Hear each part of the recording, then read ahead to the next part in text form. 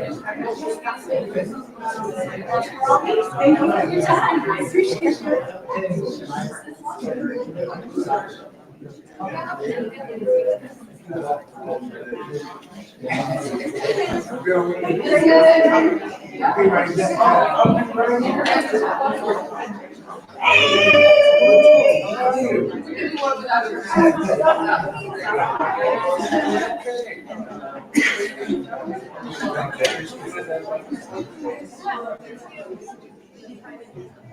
No, but I have in areas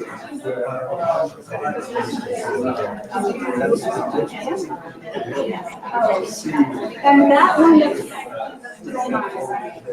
I think it is, but I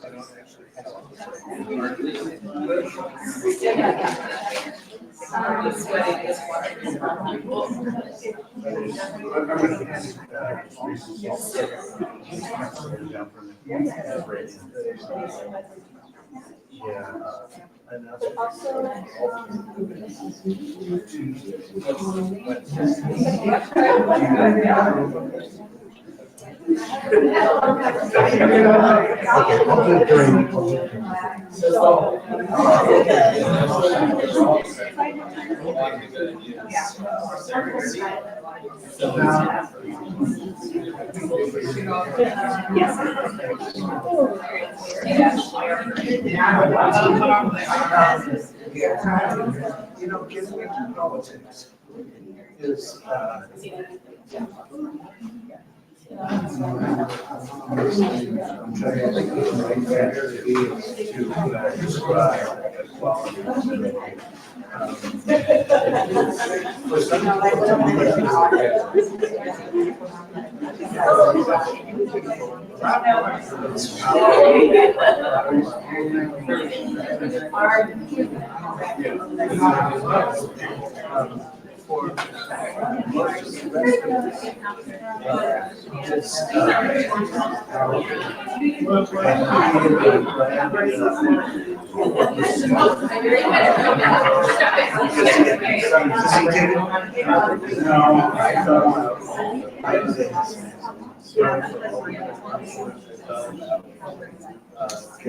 I'm trying.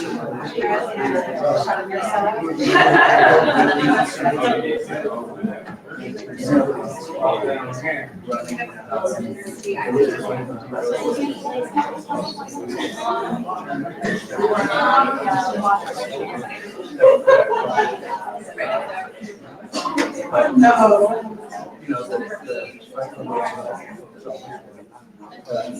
came close.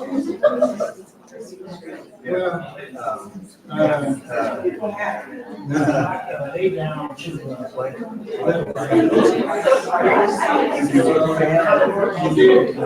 These are, I mean,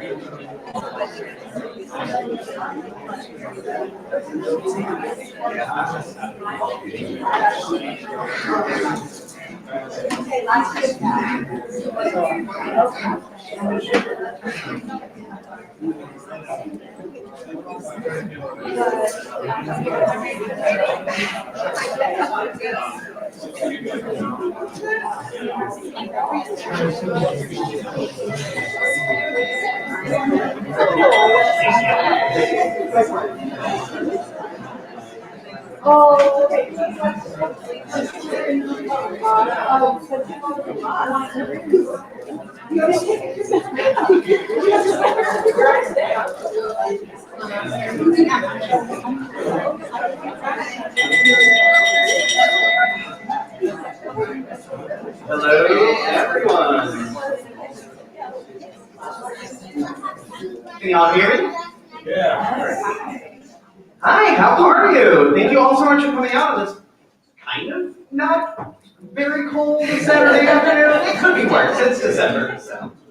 All right, well, I want to thank you on behalf of Leffell Books and our incredible co-sponsors, the Schlafly Public Library, for all of their help. They have been incredible. They have beverages for everyone in the foyer.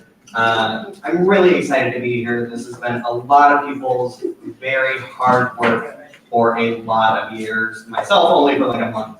But everyone who has worked on this book for years has done an incredible job putting this together, has created something that is a monumental thing for St. Louis to have as a record of all of these stories. And I want to thank you all so much for being part of that. You are now part of the story. I am Shane Mullen. I'm the events coordinator for Leffell Books, so I helped set up this event, and I'm super excited to do this.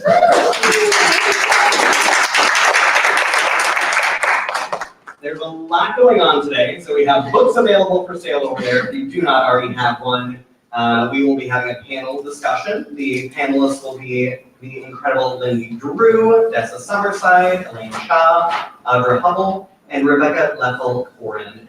Those will be our panelists who are book authors, co-authors, co-creators, editors, all of the above. And they will be talking about the incredible creation of this book. After the panel, we will have some refreshment time. Then we will have some storytelling. And then, if everyone follows us back to the store, I have wrapped the window. It is wrapped in wrapping paper. I will be making beverages so that it's not a champagne toast, but it is going to be fantastic. I can promise you that. It has vodka in it, so. So if you want to follow us back to the store, we will do a window reveal and a toast, and we will continue celebrating this book all month long. And I want to welcome our panelists up here to the front. So, oh, not yet. Oh, that's right. I don't even know what to do. Keisha Polk is up next. Can you please clap for Thank you. Wow. Wow. Let me start order of operations first. Permission from my elders to speak. Thank you.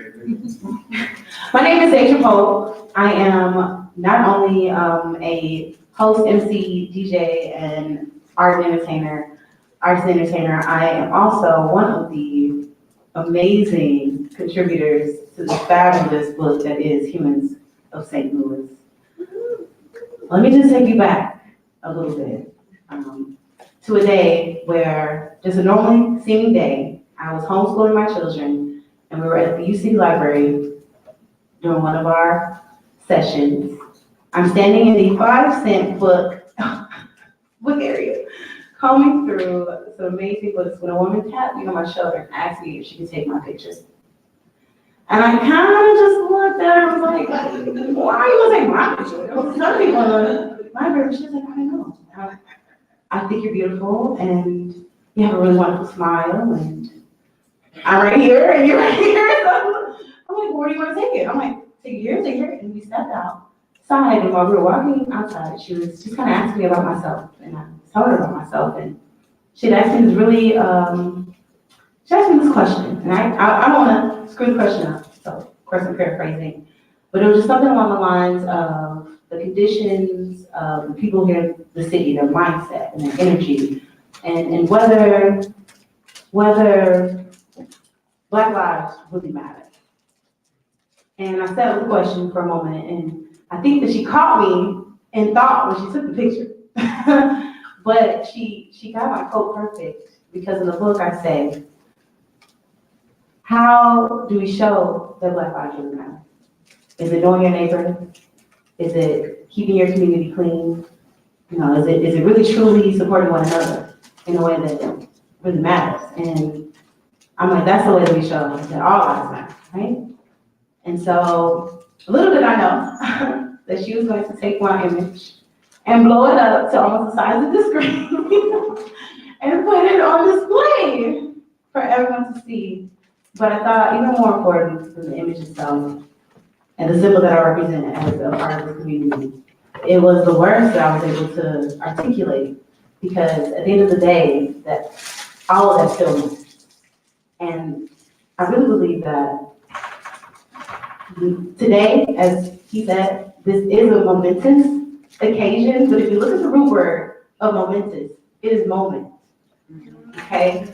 And what a moment represents is more than just a place in time. It is motion in place in time.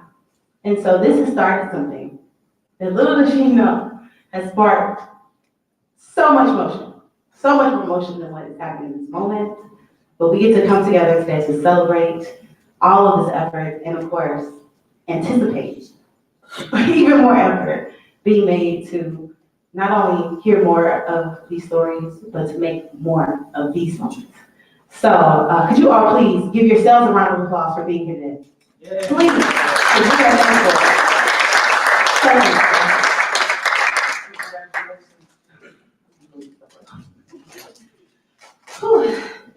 So before we get into our panel, actually, for those of you who have purchased the book, you will notice that there is a beautiful, beautiful piece at the very beginning. The poet who wrote that piece is not here presently, but she would love to share her piece with us anyway. And in that way, she has sent us a beautiful rendition of her piece.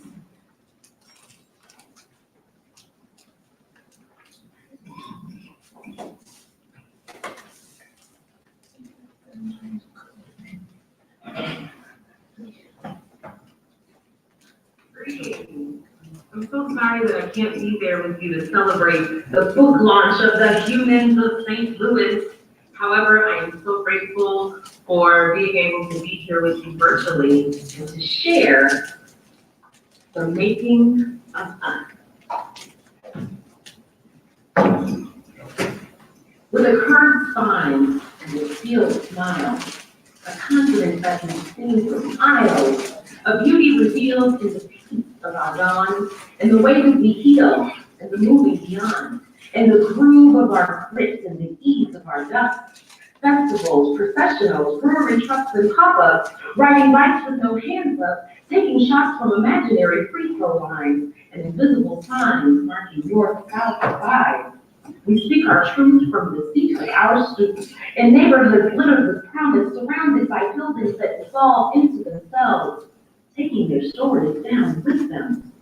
Yet and still, we nod and wave, crack toothy grins at strangers, move in time to musical drive-bys, hold thick textured names and give our children the same honor or burden, depending on who you ask.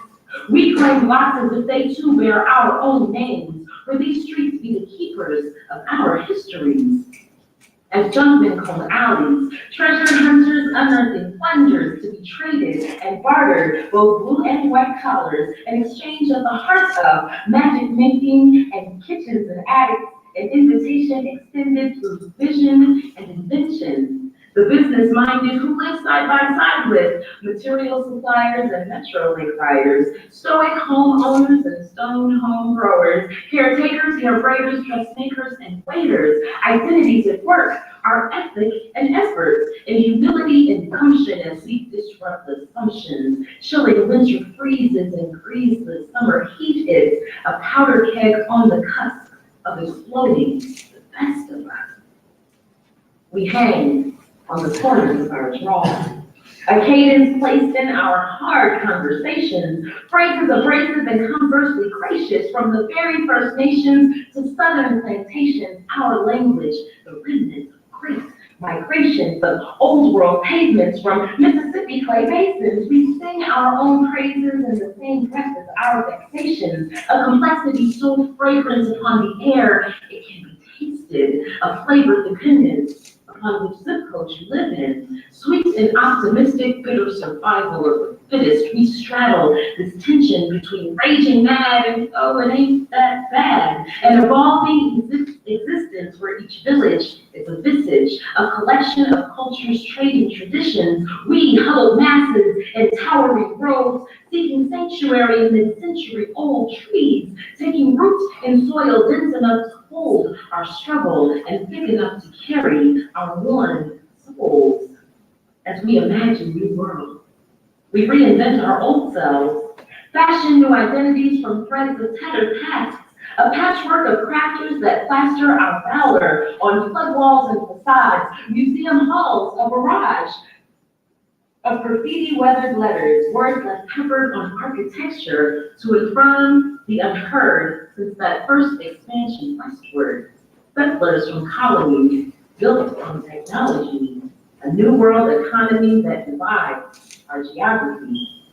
So we cast our lots into community gardens, organized struggles through the heart of our artists, Like the swift way that hips sway to merengue and djembe, we celebrate and play, meditate and pray, with hard rock grounded to solemn blues, a litany of symphonies, jazzy beat infused, from freedom chants, from bass-filled amps, the aroma of mocha, samosas, and okra, scent of magnolia, old sofas reupholstered, becoming new seats of power, living room convenings, town hall meetings. We build institutions from grassroots movements, open the world up to shut it down, gave a bird's eye view of being on the ground. Our missions are strengthened by mounds of conviction, unbound by convention, unwound and unflinching.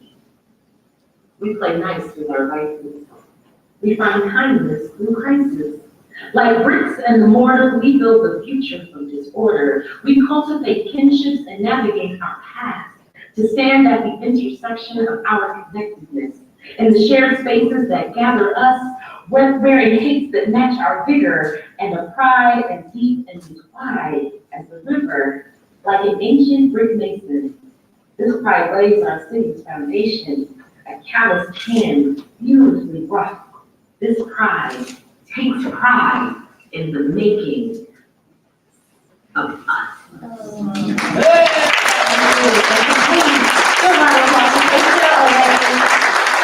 And you have the, it is on page 10 of these. Fabulous, wonderful, amazing. But even more cool is this wonderful front cover, right? Yeah. You know, it starts a really beautiful, kind soul into the spotlight, being on the very front cover of this book. And we're so grateful to have not just his visual image, but also his physical presence here today. So could you all please give a round of applause while welcome up the wonderful artist on page, y'all, make some noise for Jerome Harris.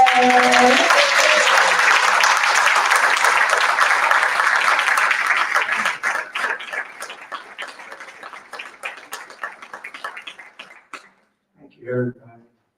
I really appreciate that. This is just, yeah, it's unbelievable.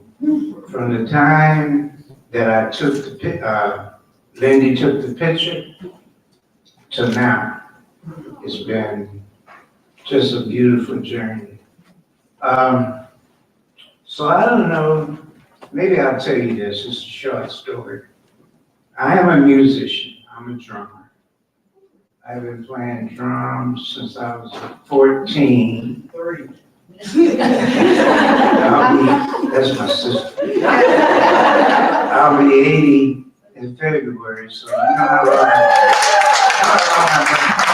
So anyway, when I first got started, you know, my dad would take me, because I couldn't drive yet, would take me to different little venues I had. And I didn't have my own drums. So I would borrow friends' drums. They would just gladly help me out. So my dad said, I'm gonna get you a set of drums. When? Just don't worry about it. My mother did not want me to have a set of drums in that house. Oh, no. So she was going out of town, and she gave my father explicit information. Do not buy him a set of drums yet.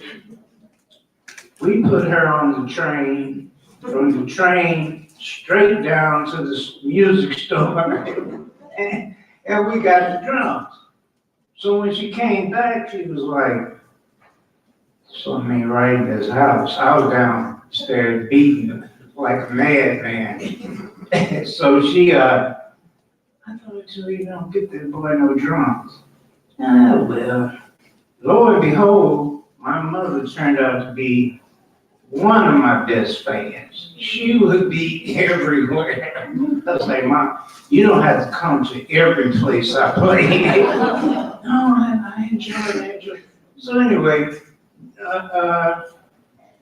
that's a story, one of many. that I could tell you about being a musician.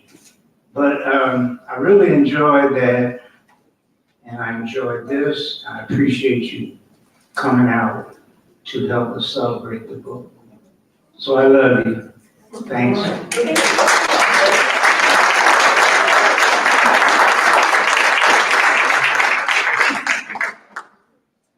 And may I ask you, Mr. Harris, where was this picture taken? Where were you?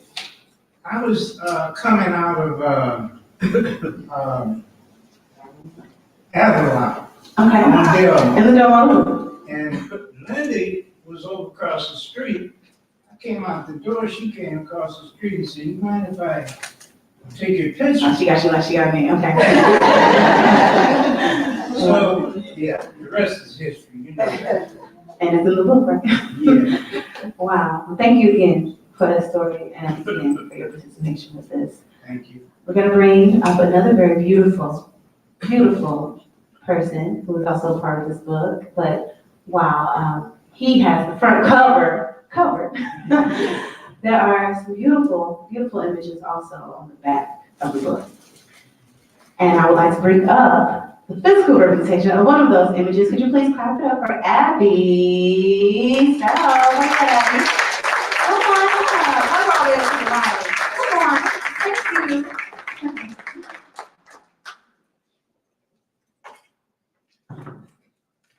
I don't really speak in public, so this is new for me. I met Lindy, was at the end of 2016. I was at actually Paul Mitchell Cosmetology School. And I had the privilege of doing her hair. And so when she questioned me about the book, I really didn't have anywhere to go because she was in my chair. And I was just like, okay, let me tell you my life story. But she was so, and I think for everyone in the book, she was really easy to talk to. And so I was doing her hair. And at the end of it, she's like, "Can I take your picture?" And I was like, well, and I'm in cosmetology school, so I'm in all black and I've got bleach stains all over my clothes. And I'm like, what if we do it a different day so I can look cute? So we met up right outside Paul Mitchell by the fountain.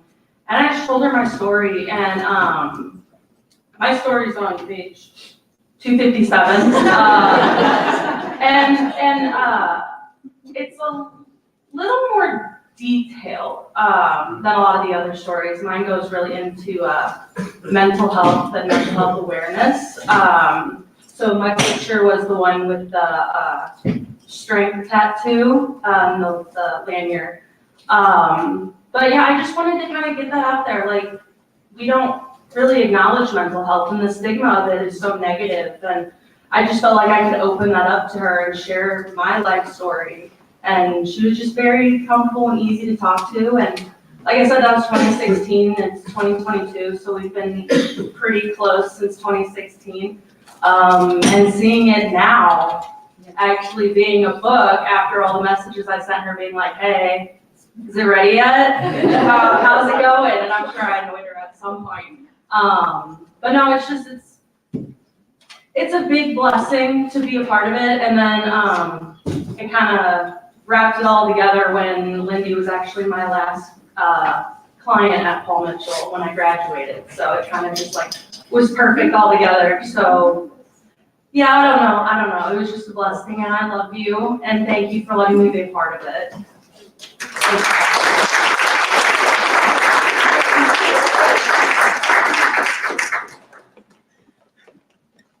First time public speaking, you did a really good job. Thank you, Abby. And by the way, she will be the center photo of the 3 images that are on the back of the book. But with that being said, I think that's a wonderful segue to bring up a very important person. For without this person, this book would not exist. Without the idea, the energy, the effort, this could never have happened. And you all would not be gathered here today, right? So when you think about St. Louis, I don't know if you think of it as a neighborhood or you think of it as a community. The difference between a neighborhood and a community is a neighborhood is dwellings that exist in an area around each other, but a community, That involves people that share vision, values, beliefs, energy, synergy. And it's important to notice that the word unity is what's inside the community. And this book, to me, represents that unity. So the woman who has brought us all together today in this beautiful community that is surrounding what is the Humans of St. Louis. If you would all please stand and welcome the phenomenal Miss Lindy Drew. Come on, girl.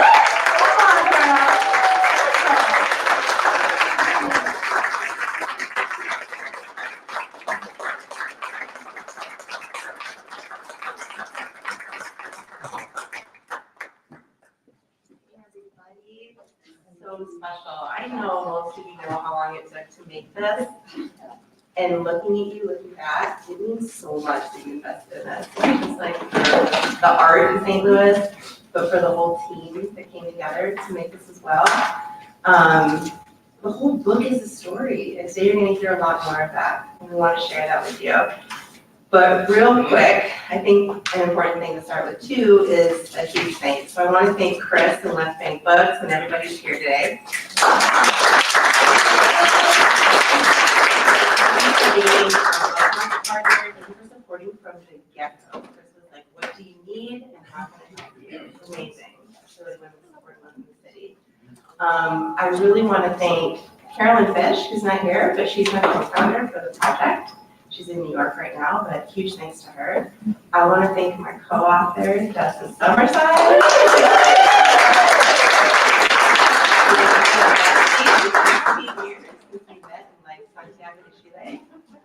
Thank you for like all of it, every step of the way for helping. And I want to thank the book team, who you're going to see real quickly here. But Elaine Cha, who's my friend and co-editor for the book. Nancy, who's here today. She's with her mom in Philly, but she also helped extensively on this. And I want to thank probably Mother, who will be up here on stage with us in a second. So thank you for your help. And it wasn't just making the book with the help of the Humans team and our board and all the volunteers and photographers, but also the people who ended up coming when the book arrived. So they're not here now, but I know we shared over social media. It was a colossal feat to order it, to have it arrive at Big Brothers and Sisters, to unpackage that stuff, to haul it all. So I really want to give a huge shout out to a couple people. And the first one is the dedication for the book, which I think is a great time right now to talk about. When I was in college and I did, I don't know, 100 question survey to ask, what should you be when you are done with school? Nothing spit out an answer like a storyteller. Nothing told me I should be, a journalist, photographer. I was like, going to medicine. It didn't work out. And it's really cool that I picked up a camera and I had people behind me to support. And not everybody did. And they said, why are you going to go to school for art? Or why are you going to come to St. Louis for school for social work? But everything that you see in this book and that you're seeing on the website is an extension of art school, of social work school, public health school. And I think that the things that we talk about in this book and the idea of meeting a stranger on the street and asking them, can I take your photograph? Can I ask you a question? In a sliver of time, can you share a little bit about yourself with me? That I can make last to 130,000 people. I think there's something really special in that, right? So the book dedication is to my mom, Wendy, who would talk to anybody. And when I was growing up, we'd take trips to go see family in New York. And I swear we could not walk down the street without her saying hello to somebody. So she'd have her morning coffee at 8 a.m. She'd say, hi, good morning, how you doing? How you doing, right? And then even in Arizona, where we lived for a while, the streets there, if you've ever been, they go on for miles. And she would get in her car in the morning, drive to where she'd have to go, either in the front seat, in the back seat, whatever. She'd stop at a bus stop, it's 120-degree weather, and she'd say, hey, can I give you a lift? I'm going downtown anyway. So when we thought about who we should give the dedication to, that one's particularly personal, and I wanted you guys to know that. I'd like to thank my partner who's not here, but he came here all the way from Australia to be able to haul all these books and help us to make this project kind of follow through, which is really special. And I want to thank the viewers on the site. And even more than that, I want to thank everyone who contributed. There's a page in the back of the book, which you may have seen, and it's a contribution page. The contribution page is full of all the names of people who were able to give of their time, their energy, their money to be able to make this book possible. Because we didn't have a penny in the bank when we started, and now to see that we sold out of our first print run is really special. So thank you to everybody.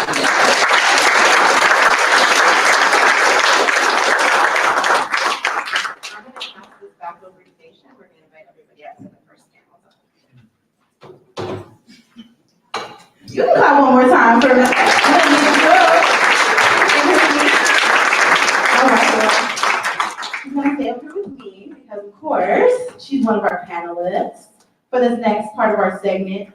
I think I'm gonna keep this one because I can keep it from doing a little singing by, speaking on it, and yeah. But we're gonna make sure there's no more singing on those mics over there. All right. So, with that being said, let's go ahead and get into it. So, I need to bring up to the stage for our panel discussion Dessa Summerside, also board president and book co-author. Come on down, Dessa. Yes, put your hands to me. Let's go. Also, I need to welcome to our panel the lovely Miss Elaine Cha. Where are you? She is former founding storyteller and journalist for Big Brothers Newspapers in Eastern Missouri. And of course, one of our panelists today. Where are you at, Elaine? Where are you? That's right, come on up, come on up. I'm also welcoming up to our panel, Audra Hubbell. Audra Hubbell is a San Francisco designer, visual arts, and actually designer, yes, because we can do this about you as well. And last but not least, all right, is Leffell Koren. Leffell Koren, wonderful. Greetings, ladies. This is a beautiful panel right here. And I'm excited to get into moderating this panel, talking about this book. Oh my gosh, thank you, first and foremost, for all of your energy and effort. But Lindy and Dessa, I want to start with you two first. Can you tell us about how you met and why self-publish with Odyssey? I'll take the first part of that question. Lindy and I met in 2006 in Santiago de Chile. And I remember getting an email. I was about to move there, and I got an email saying, "Your madrina," so like your godmother, her name is Lindy Drew, and she's been living in Chile for a couple months now. So if you have any questions, you can email her. I sent Lindy so many emails. What do people eat there? Where are we living? How do I get around? She was so annoyed with me before she even met me. But that is where our love story began. And we had a lot in common, actually. We're both from Arizona. We both were not born in Arizona. And then we spent some time after traveling around South America in Phoenix.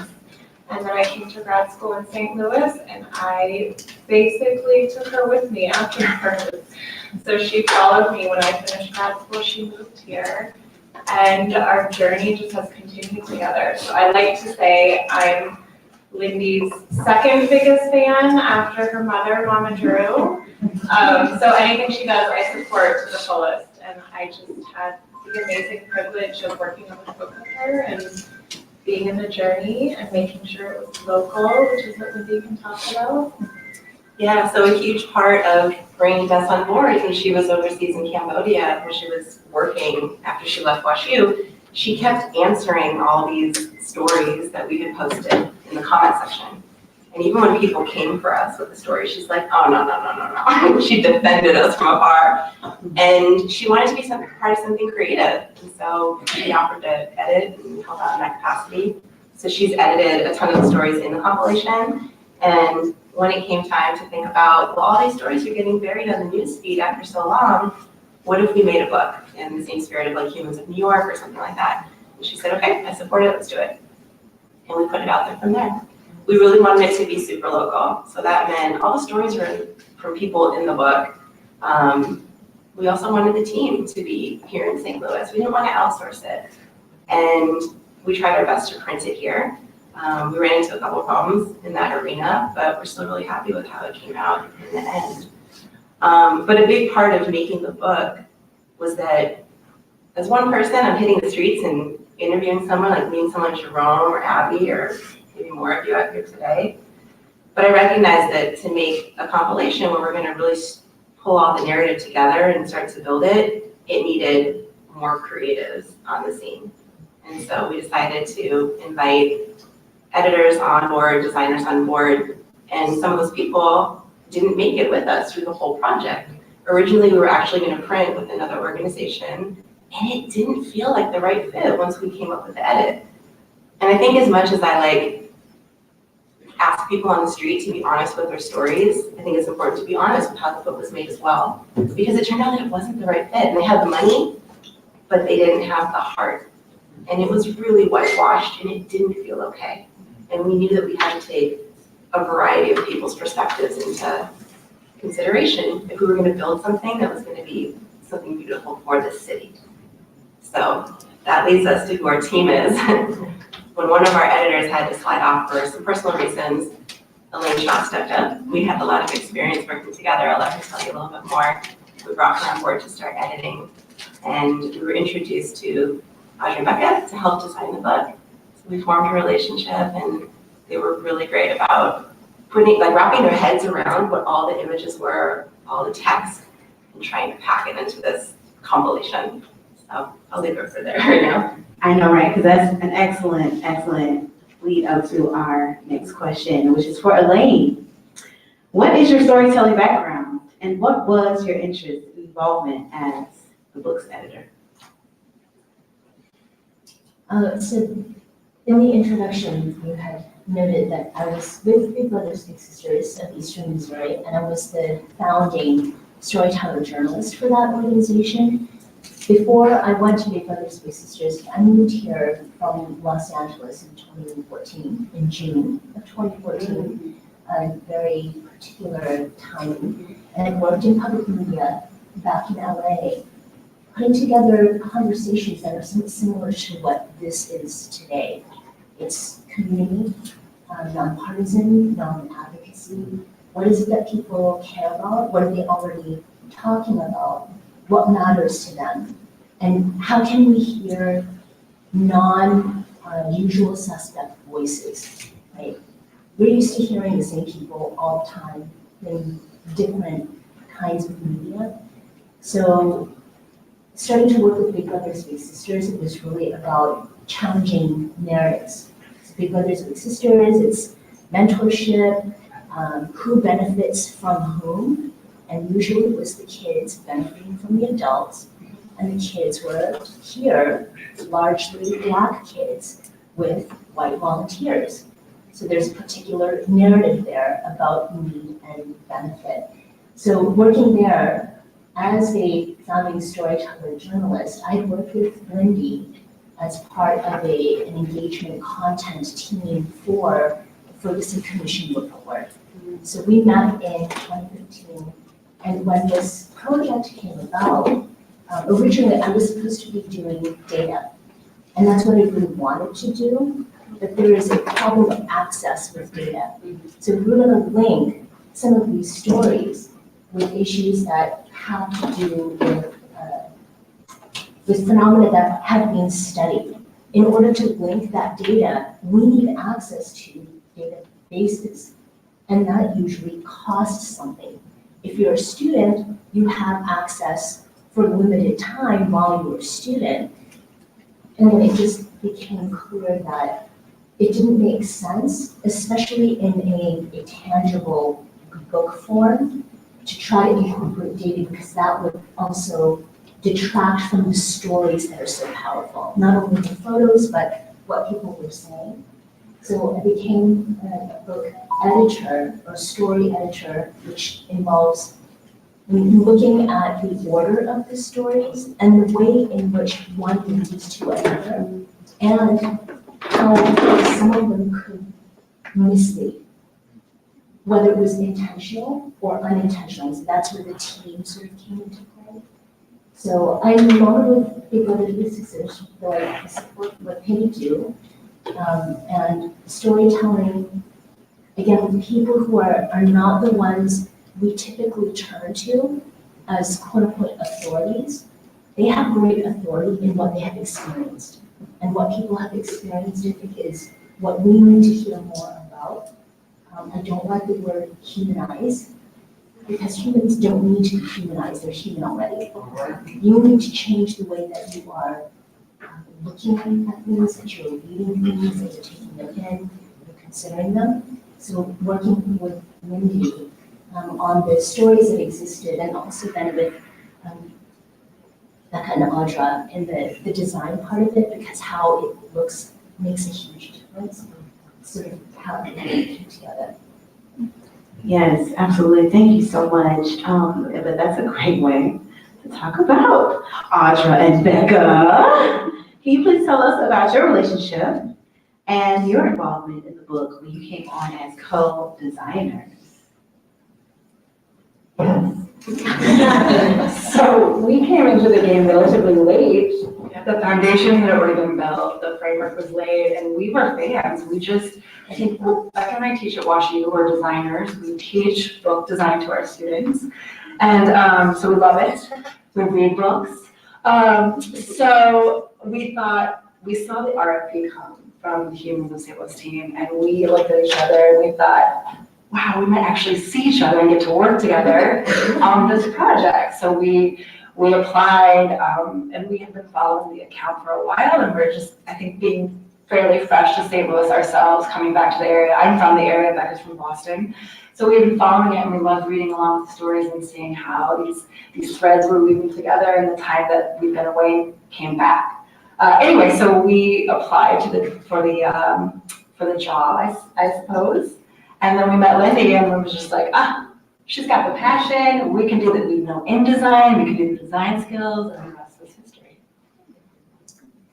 And I will add that the book took about 5 years to make in total. In those 5 years, we've had multiple children. Audra and Becca gave birth to 3 with their families. This one has fostered a good 2 handfuls.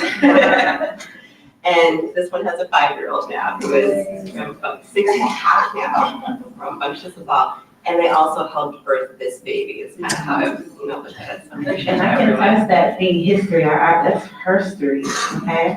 That is herstory. This is all female panel, we're gonna know. Well, come on,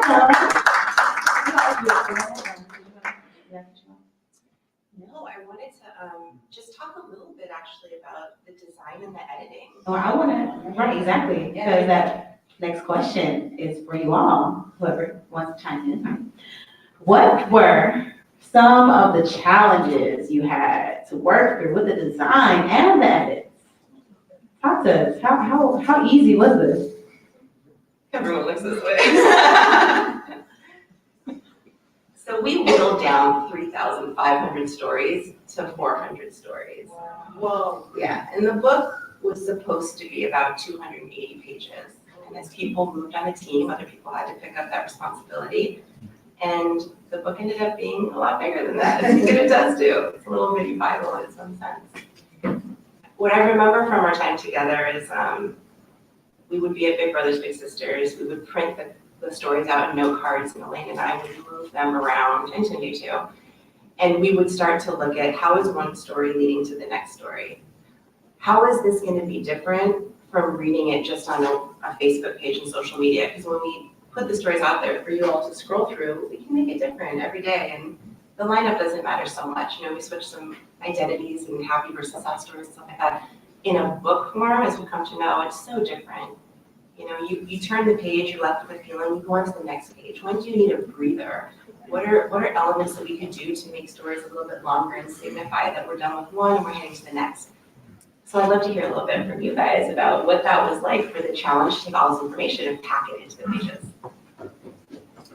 I think part of the challenge was not just like how to fit it into the pages, but how to cohere it into a system that would link all these stories together, but also let each voice feel like it's of an individual. So I think Audra put it really well in something that she had said, but we really kind of treated this on a page-by-page basis and tried to find a design system, including mixing a few different typefaces for those of you who are interested in typography and design out there, where we would have room to play with some changes from one story to the next to respond to the tone of what the narrative was, so that everything feels like each person has their own space, their own treatment, but that it all kind of links together.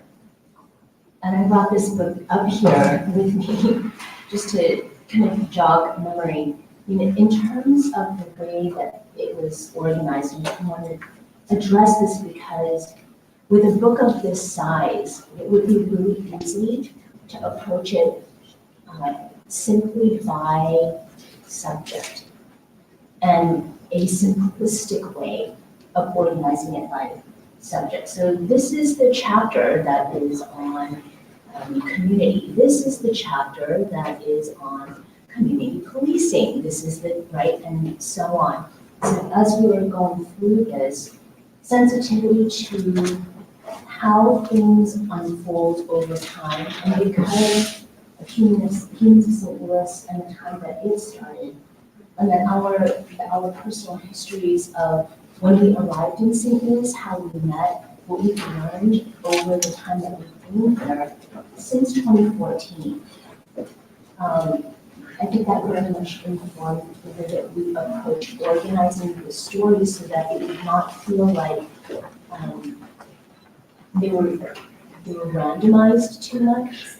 And with the design elements, one of the things that was challenging was how do we put these stories together in an order that makes sense, but also coheres as an experience as you're looking at these photographs and the stories together. So being able to work finally with Audra and Becca, sort of think about how one story can flow, not necessarily into the next, but how can they be connected. That is something that you can see because there are photos that continue from one page onto the next, and then that leads into a either directly related story or one that has a connection that we as editors decided we wanted to present for consideration. Yeah, I think Lindy started with this, but as we were working on this 4 years, the stories continue to come in. And so knowing when to call it and to say, okay, this is our 540-page slice, we have to stop here, it was really difficult. And I mean, it was just an immense challenge to pick what went into the book. And we wanted it to be a cross-section and a time capsule of this moment, but when did we draw that line? That was challenging. And then from the design perspective, just as you look at the individual page, we had these photos that were amazing that Lindy took, and then the stories and the words of the subjects. And it was hard to decide what to give what space to. And those, we didn't want to overshadow the voices in the text, and we didn't want the image to be small and kind of subtext. So that, for us, was a challenge to think about the balance and the dance between those. Yeah, I will say most of the stories that you see in the book, we kept it as we shared it online, but there were some that we just pulled a full quote from. And luckily, because of this team, they pulled it back and were like, you don't need all of this. Take a slice of it and let's go on to the next story, which was really beautiful. Even the conversations that we had about the divider pages, because at one point we were going to have these breaks in the book that separate the stories so you could breathe. And as you flip through it, you can see these blue and red pages. And would you guys like to talk about why we chose blue and red, why we put them in the front, and how that connected to the cover even? Sure, I can get us started with that. I think we were, I think initially it grew out of this feeling of there's so much richness and complexity to the stories, to the different subjects that are covered.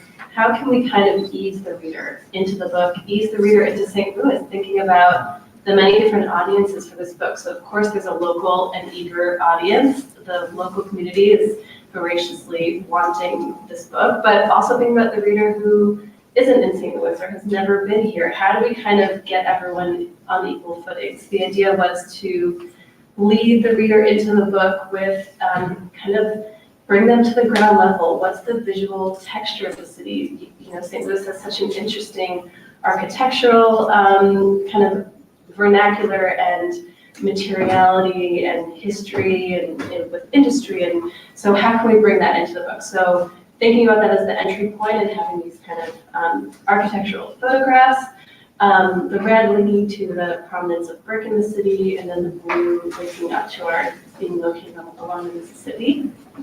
And so that, at the time, was an idea that would kind of both begin the book and then offer these interstitials, kind of giving the reader that moment of pause or to catch their breath and kind of regroup. And then I think, you know, as we were revisiting the sequence, both due to kind of the thinking about what the reader's experience would be, and I believe production and budget concerns, we were like, you know what? Inserting these 2-color prints every 50 pages might just be more than we can do, and also might interrupt the flow. And so they kind of got relegated to the front and the back matter in a way that I think works, you know, really nicely to get everyone kind of on the same page and located in St. Louis before hearing from its inhabitants. Yeah, and it's like a testament too to the people who said that they would be in the book, because we had to do a good faith effort to go back and contact everybody, to ask permission, and to get model releases signed. And what we baked into the Kickstarter is that everybody would get a complimentary book as well, just to say thank you. So if you're out there and you see yourself in this, we're still looking for 200 of you. Can I ask, while we're still talking about the layout, the colors, there are clearly colorful images inside of the book, right? But why did you go with black and white images on the front and back?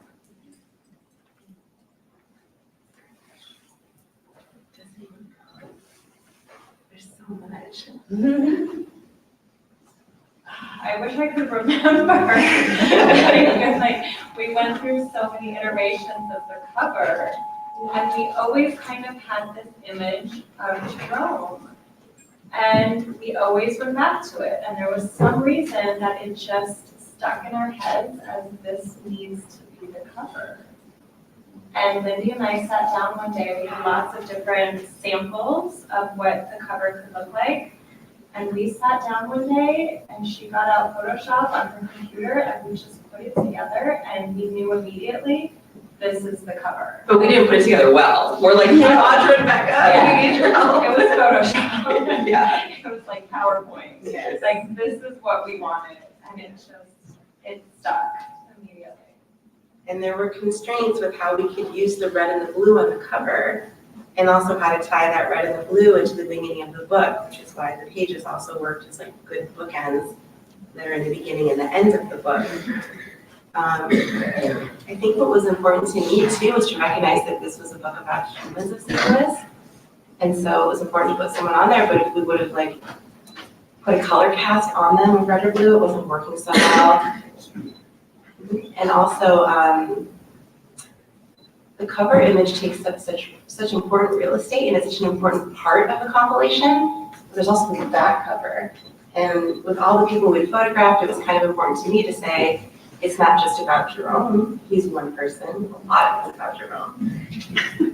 And at the same time, how do we represent multiple identities and give them that real estate too? So we started to look at who else we could add on the cover. And some of those pictures on the cover are a nod to the images and stories on the inside. I think the one thing that I would like to add, as someone who is a transplant, and I have a son who is made in Korea, born in St. Louis. He has a t-shirt that says that. Red is so often associated with the Cardinals, and blue is associated with the Blues. And there is also another color binary that dominates a lot of discourse and things that need to be worked out around another binary, and that's black and white. So that was some of what I was thinking about when I was asked for feedback about this, and to the point that was made about black and white photos and making sure that there is some representation of who makes St. Louis what it is. that was captured. So I really appreciated that kind of collaborative decision making, even on the level of what people are going to see when they first see the book, whether it's the front or the back, and then what it means to decide. I will say, after distributing 3,250, people are always like, I just love the cover. So thank you to all of you. Yes. So, with all of that being said, and now that we all here in this room have a great understanding of a lot more of the book, of course, Lindy being a phenomenal photographer, archivist, storyteller, you other beautiful women on this panel, storytellers, editors, but I'm sorry, you all are artists. This is art. Can we please clap it up for them really quick?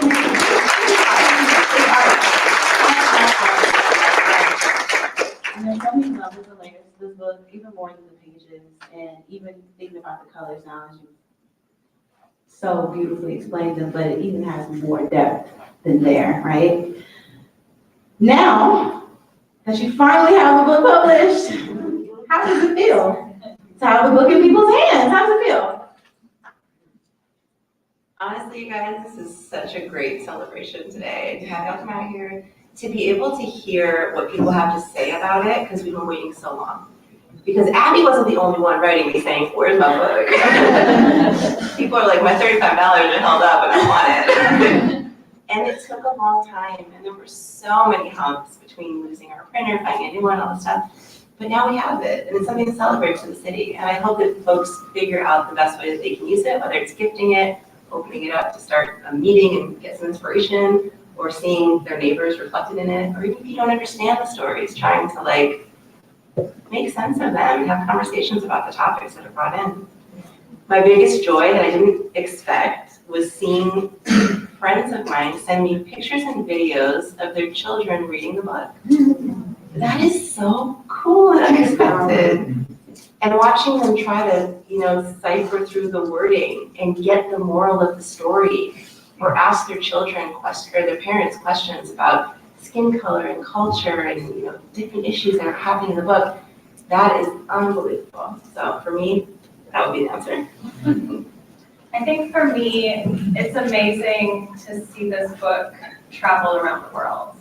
And it really has traveled around the world. It's bringing a piece of St. Louis to people who maybe lived in St. Louis for a while, who are somehow connected to St. Louis. And it's such a beautiful piece of art that can travel. And it has traveled in the less than 2 months that it's been off the printing press. I think it's amazing that it's been sold out already.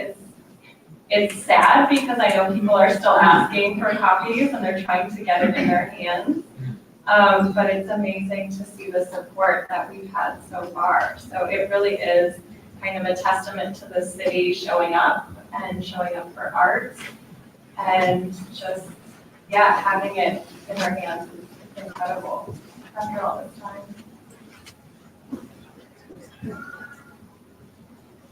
I think that having an artifact and seeing what has lived on Instagram in such a content-rich scrolling form now be this actual brick of a book, and when I touch it, I feel the love that we put into it, that Lindy put into it, that you all and your stories exude as you look at the page, and it's just so nice.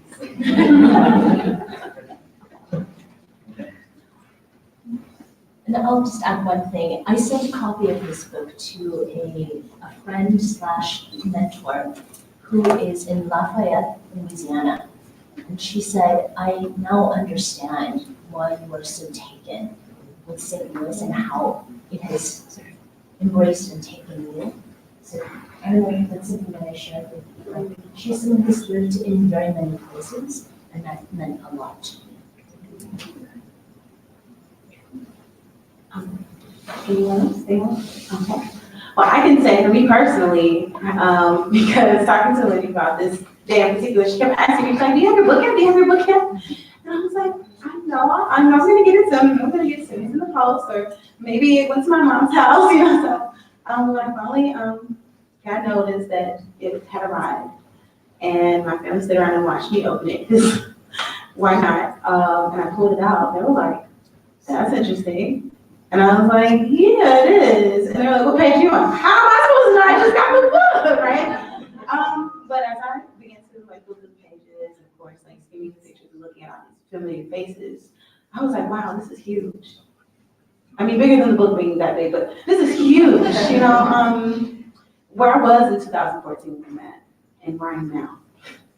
I'm not gonna cry, but I could, because there's been a lot of transformation, not just for me, but for the city as well. And so you didn't only capture some of the essence of the people here, the energy that's here, you were able to capture a lot of moments in time of people's lives and been able to also allow us to tell more of our stories now that we've been able to evolve, grow, and continue to connect through not just this book, but of course just living here in the city. So it feels really good to have the book finally published. But I want to make sure that before we close our panel out, if you all have anything else that you'd like to mention about the book, I also want to celebrate really quickly that the Facebook page has over 100,000 followers. Right?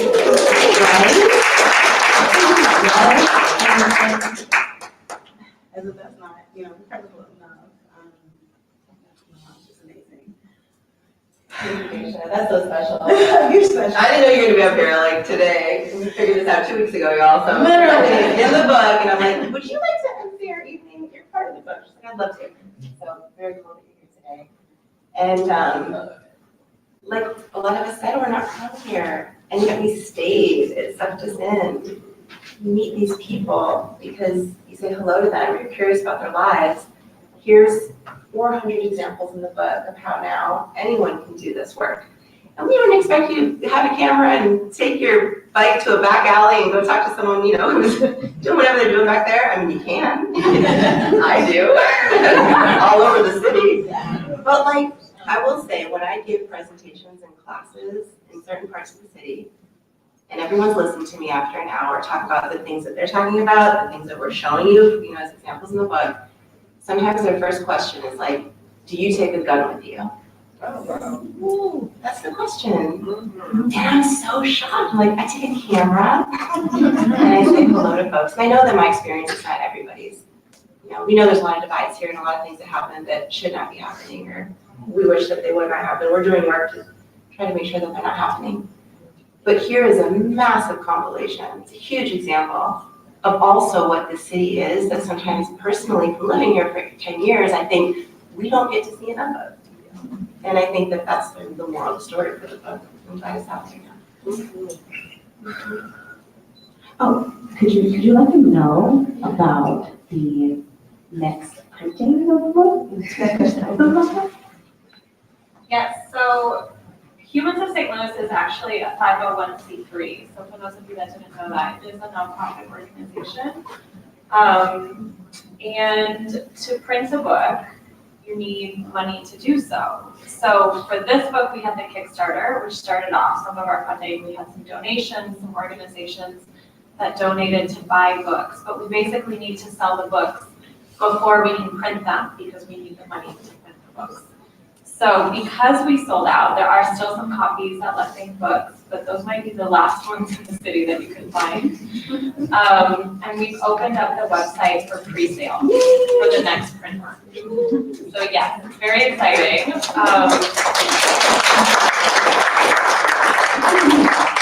So if you're interested in buying a book and you can't buy one here today with Leffell Books, then you can get on the website and you can pre-order a book. And once we reach a critical limit where we'll have enough money to do a print run, then we'll send it to the printers and we'll be getting it hopefully early next year. So for anybody who's out there interested, or if they would like to buy in bulk, we can take bulk orders as well.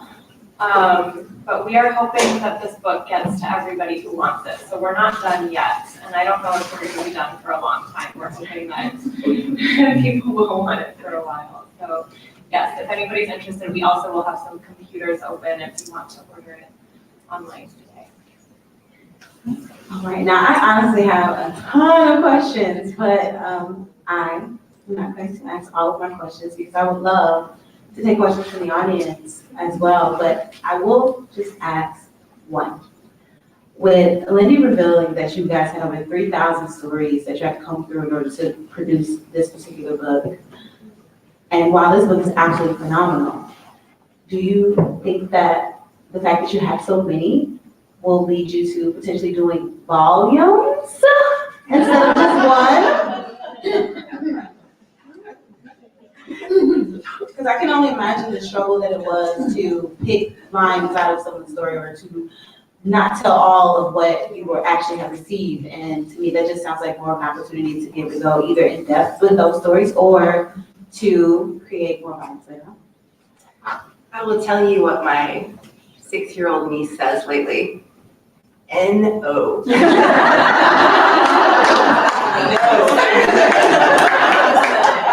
Great question. People do ask a lot. This was a massive effort. We're so happy with it. And perhaps in the future, when other people come in to replace us on Humans of St. Louis, they have our blessing. They have our blessing. Wonderful. Well, I got my answer. So I'm gonna move the mic here and ask anyone if they would like to ask a question. Please come on down. Like, come ask a question. Anyone have a question for my beautiful panelists here before you wrap on? Come on down. Come on down. I have this beautiful woman in the back of the room. Let's go.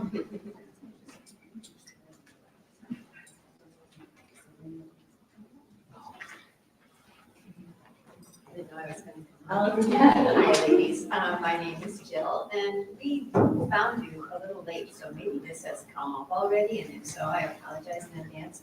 Following from your question about perhaps another volume where the fuller stories could be told, this causes my question, which is when you were talking / interviewing people, and went about it, the pulling out a little quote that you could include in the book.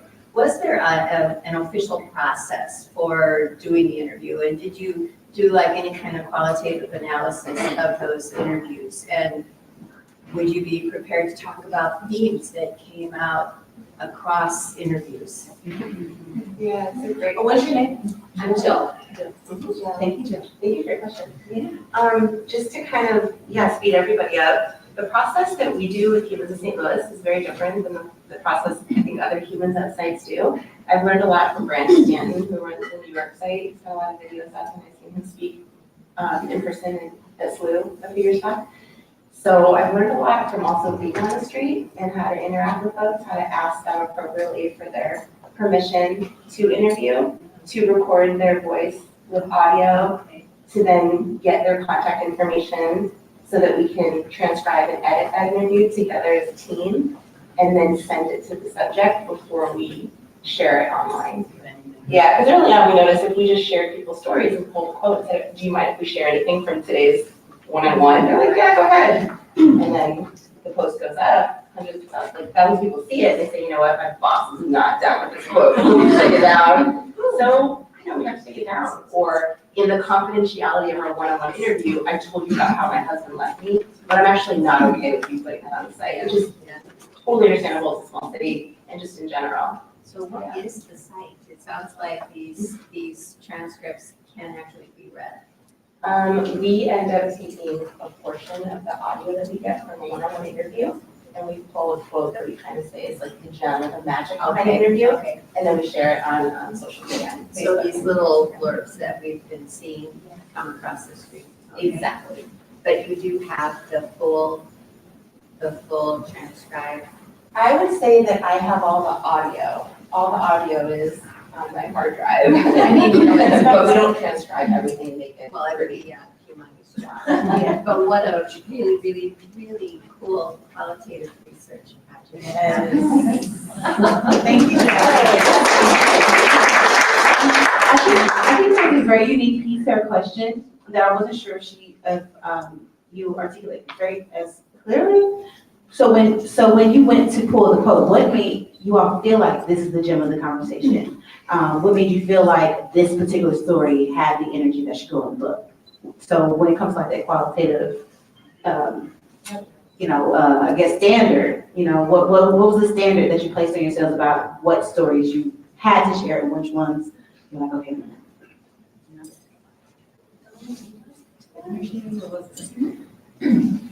So Lindy mentioned earlier that we had printed out color copies of so many stories, so we made it through the first round of picks. And from that group, we needed to figure out, okay, what are we gonna go with? And there were certain stories that by themselves were very powerful. Because this was going into a book and it was not a post that was going up onto the site, we needed the stories to speak with one another in a particular way. So I don't know that there's an easy way to characterize how things were chosen. When we worked with Becca and Audra, one of the things that we had to do that Lindy also had mentioned is sometimes we just had to cut text and decide what was the thing that would compel a person to stay on that page, maybe. And that was not always something that we could decide, or that Lindy and Dessa, having other people involved, and then I think the collaborative nature of what Humans of St. Louis does is something that is very much what went into this book. So it was a deciding together. And maybe we got it wrong. That is always really well a possibility. And the thing about being an editor is that you come in with your sensibilities, right, with your perspective, and sometimes with your bias. And so in order to do what we could to make sure that those things were not unduly influencing the decisions we were making, we were very much in conversation, and this is all volunteer. Lindy is employed by Humans of St. Louis as a nonprofit, and there was the contract with the book designers, but so much of this had to do with what people were willing to put into it. And then in my case, because I was under the auspices of the Brothers Big Sisters as a storyteller participating in this, there's just a lot that went into it. So yes, you might have gotten it wrong. I can read other stories, and there may be other people who are behind Humans of St. Louis who decide to put together a second book that will incorporate some of the things that we did not decide to put into this particular volume. Wow. Yeah. We still have a few minutes for it. Come on up. Well, I have a teacher voice, I think I can do it. Old teacher voice. When I first heard about the project, I went to your website, and I was looking first for a list of the names of the people in the book. Maybe you've heard about this before. I wonder if anybody else has been asking why there's not a table of contents or an index of the people's names. So what's your name? Carolyn. Hi, Miss Carolyn. Thank you. Carolyn, that's such a good question. So following the Humans of style, typically, we don't add names. Maybe if we're doing a collaboration and we're paid for that, and someone asks, can you interview this board member, this person in the community, will add their name and their title, and it makes sense why we are photographing them and sharing the story that day. But really, it's just man on the street, woman on the street interviews, and it's the randomness of it. If you recognize them and someone in the comments tags them and says, hey, that's Carolyn, we know her, then that's fine. But typically, we don't share it. It's just kind of like, this could be anybody. It's your neighbor. In the book, to your question, why did we not do an index? We wanted the stories to speak for themselves. We wanted the in to just go right into the storytelling. So as you read it, you can get a feel for it, and also pulls out the artistic nature of Humans of St. Louis. My trade background is in photography, so I really wanted it to be a heavy photo book. Elaine mentioned, or you mentioned, how it's dense and it's heavy, and Elaine had mentioned to me personally, there's the weight of the book, and also how much it weighs when you read it. The stories can be really heavy, which I thought was fascinating. And the end part, like, why don't we have an index or something at the end to kind of cap it off either? Originally, we were going to start the book off with my co-founder Carolyn Fish's written part at the end, now which is like the afterward, as the forward. And our team got together, like another group of people that helped to build this at the beginning, and they were like, you know what, it's a beautiful piece of real estate. The book is all about art, let's start with art. So Patia's home that you saw, we contracted her to say, would you like to write a piece that's just for this book? And you'll be our intro and take together what has happened cumulatively in the past 5 years for how you've taken St. Louis. What is it like? What is it like to be here? What's going on? That's why her words comprise of the page. It's a beautiful work of art, and I think it would have taken away from it to have what I asked, but knowing people from a church I used to go to, I wondered, who's in it? You know, so I had to ask. You gotta read it. Yeah. Do you recognize anybody in the book? I know I know from Facebook the Reverend Tracy Blackman. She was the first one I noticed. How many of you recognize someone in the book? How many of you would go out and photograph and take these pictures and interview people? How many of you would do it if I went with you?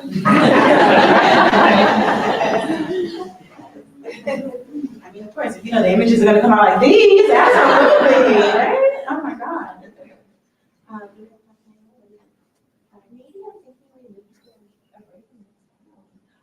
Absolutely. Well, with that being said, I want to thank our beautiful panelists here, from Lindy all the way over so much. Thank you so much. And as Lindy stated as well, it would be a great time to take a break. We do have some refreshments that were provided and some music to enjoy while we continue to fellowship. And then we will have another panel. If there's anybody that is in the book, in this room, could you please come back to the back corner? Yes, anyone in the book, yes. Anyone in the book, please, you should see that back table. I'm gonna make my way over there.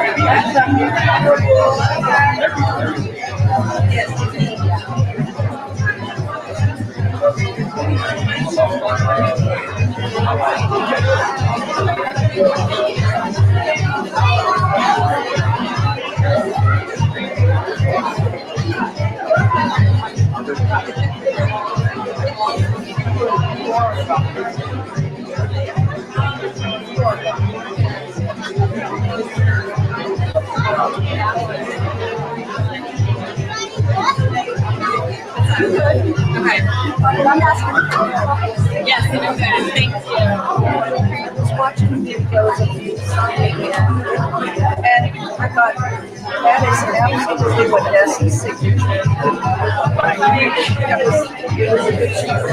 Okay, you're gonna have to help. I didn't expect a personal C-O-R-O-L-Y. That's what I thought.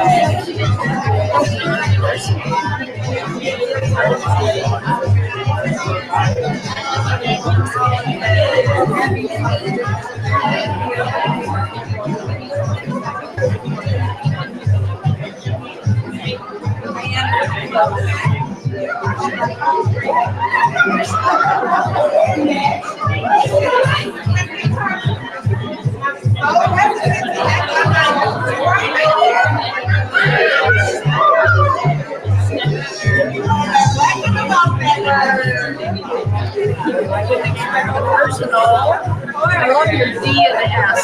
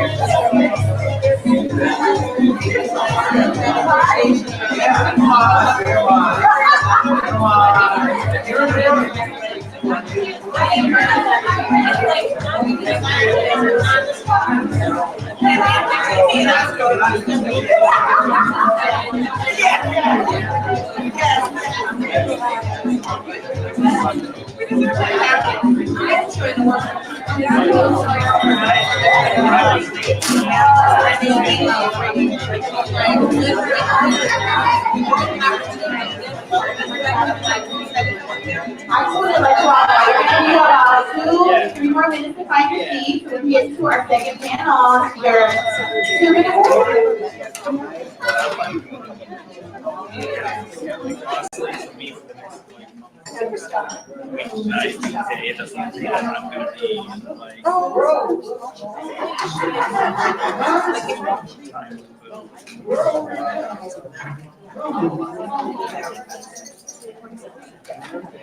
Very shy. Perfect. No, what Christmas things I did have. Thanks, guys.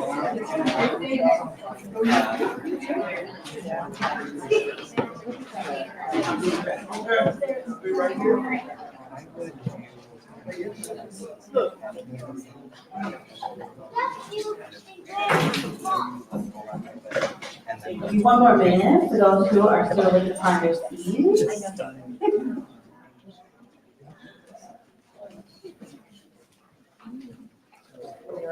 All right. Thank you to all of those who are still here with us for this second portion. Now we get into a really fun part where, if you haven't already had a chance to meet some of those beautiful people that are featured in the book that came out today, we have chosen to invite a few of those stories to represent themselves actually physically and not just in the book, right? So I think I'm just gonna go ahead and bring them on up. Without further ado, can I please ask the lovely Miss Monique and Marion Reese, the Reese family, to our panel. Can you all please come? Can you give them a round of applause? Yes, I know they're nervous. Give them some energy, good positive energy. We love you guys. Thank you. I would also like to invite up to our panel. You're gonna sit here. You're gonna sit here. Appreciate it. Is that okay? Oh, you want to dance? You want to dance? Aw, it's okay. I'll be gonna look out for you, okay? Can I also have Chris Ferreira, one of our Human St. Louis volunteers up. Thank you, Chris. Thank you all.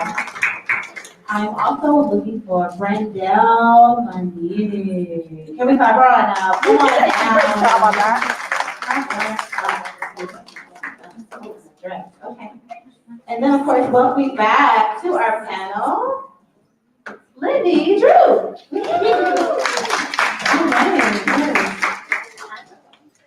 All right. Before we begin, I would love to just thank you for switching slides, allow each of our guests on the panel to kind of introduce themselves to you all.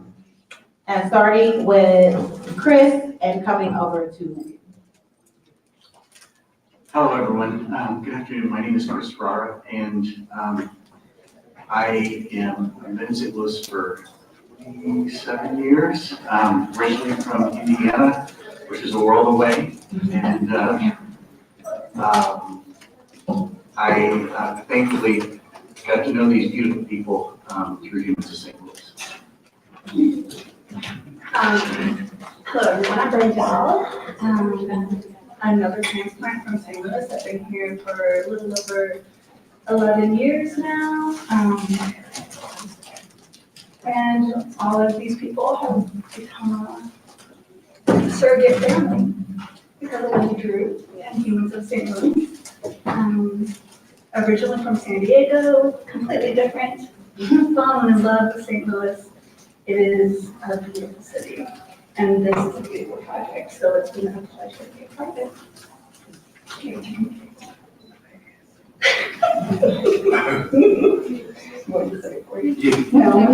That's right, come on, Mr. Reed. Don't be shy. Just tell us your name. Oh, I'm married. I'm originally from Atlanta.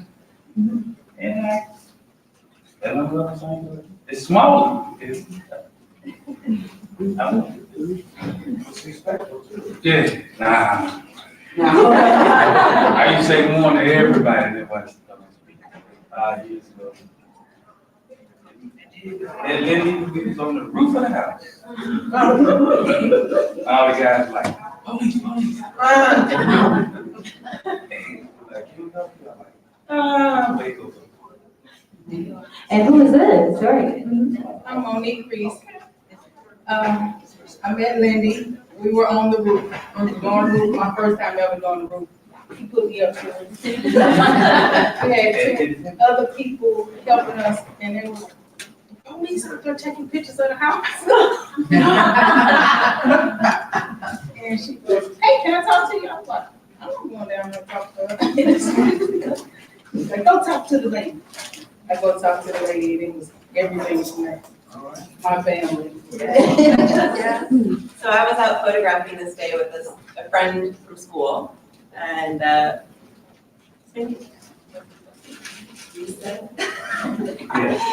and we showed up, and she's like, we should talk to them. They're outside, it's cold, it's winter, and we can pull them aside. And Monique came down, and we said, hey, what are you working on? She said, well, we just bought this house for $6,000 off Craigslist, and my husband said it's our dream home. That's what happened. And I said, you know, we're interviewing people in St. Louis. Would you mind if we talk to you and find out more about it? We took the picture, and we shared it on Humans of St. Louis. And unknowingly, there was such a flood of how you're fixing up this house in your area. How can we help you? What can we do? Just like hundreds of comments. I went back to their home, left a note. Did you guys see the Facebook page by chance? And we got back in touch. Enter Chris Ferrara. That part. So Chris, when you saw that story post, what made you jump in? I guess, you know, for a few years prior, me and some other friends had gone and done storm relief rehab work down in Joplin, which if I'm watching will bring me to tears as well. So we had learned about how one of the things an organization had mentioned to us then is to make sure that you, if you want to help others, make sure that you offer help, that you do it on their terms, and you offer assist in their project in their way. And God had tapped me on the shoulder when I was there and said, you need to care about St. Louis as well. I was also influenced by what happened in Ferguson, and I felt a desire to do what I could to unify the city. And shortly like that, found out about Human St. Louis. But anyway, those things, it was like, well, here's the opportunity. There's an opportunity to help do what we did in Joplin, but you know, we'll help them the way they want to be helped, if they want to. So what had happened is Chris actually jumped on the page in the comment section, and I noticed it. He didn't reach out to us directly, like, hey, admins, or hey, people behind the scenes. He's like, hello, Monique and Marion, I'd love to help you out. It looks like there's a need, people want to help. We can do it in your way. I'll just help lead up the project, but you tell me what you want, what hours you like to get together, how you'd like to fix up your home, and let's help you do it. And that's how it started. And this is the day I went there when the two of them decided that they were all gonna get together. Wow.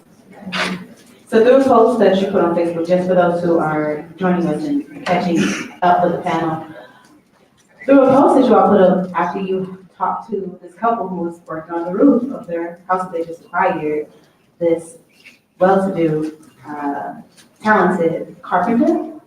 Your trade? What's your trade? No, I'm not a carpenter at all. You tell me what you want to do and I'll come like that. Wow, okay, and you saw the post, it's like, how can I help? That's amazing.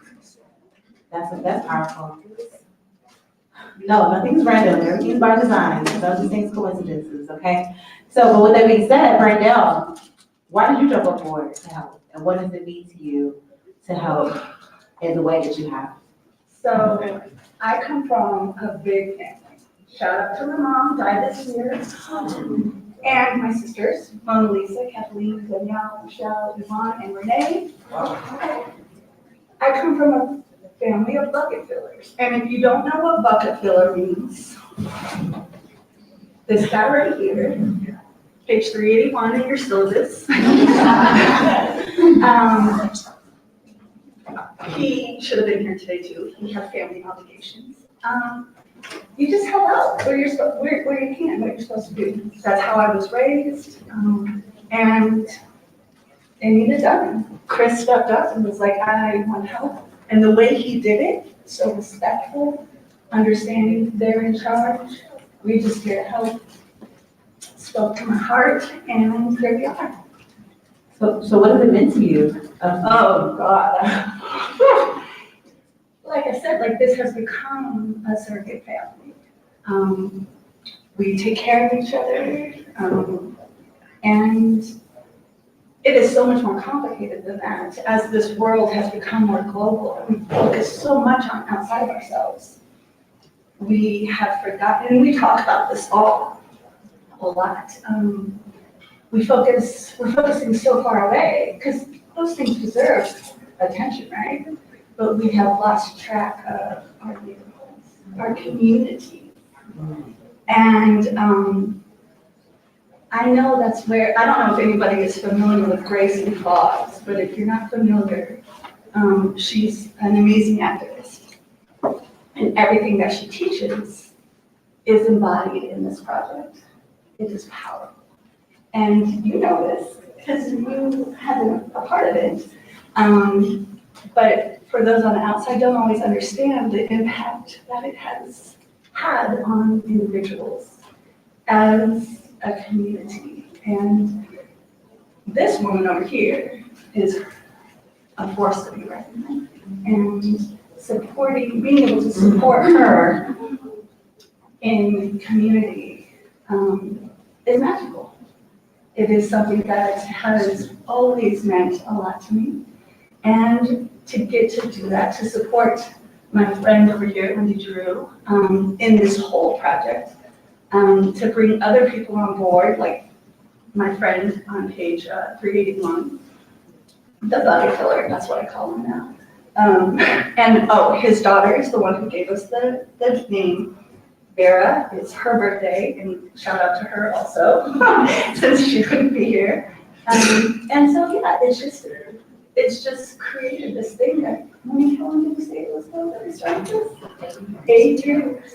And everything has changed in 8 years. And this has been a pivot point in that. Indeed, that's a great And so it has meant a lot, everything. Absolutely. So in that way though, please, Monique and Harry, talk to us.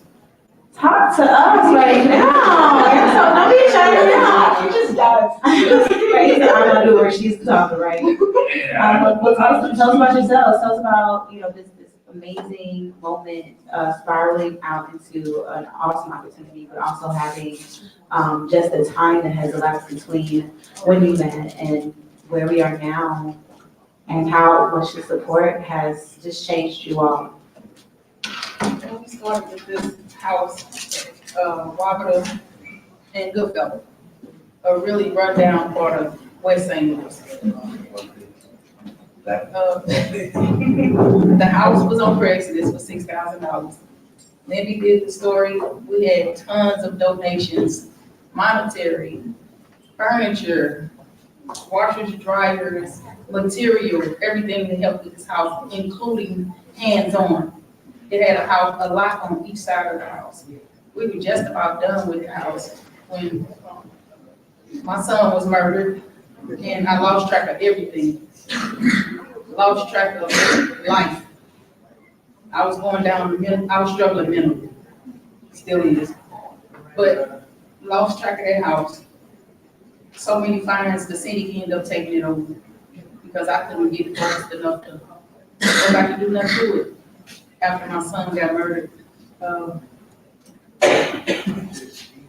Bought another house, but we ended up fixing it up. It was in the same shape as that one, it was just in a different area.